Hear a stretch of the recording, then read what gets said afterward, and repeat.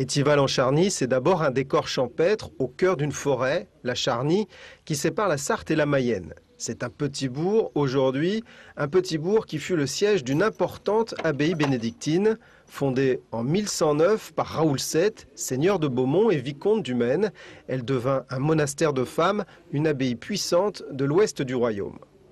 L'abbaye possédait à peu près 1200 hectares, donc des bois, des prairies, des champs en culture, des étangs, des vignes, etc.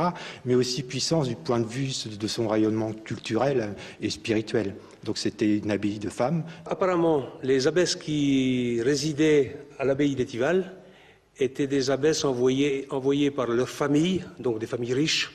Comme beaucoup d'abbayes, Notre-Dame d'Étival perdit de son influence au XVIIIe siècle, puis lors de la Révolution.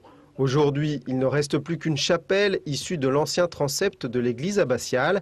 Elle fut rénovée une première fois il y a 4 ans et doit sa nouvelle jeunesse à une association de sauvegarde. L'objectif de notre association, c'est quand même bien le but premier, c'est la restauration de la chapelle. Hein. C'est son but premier. Hein.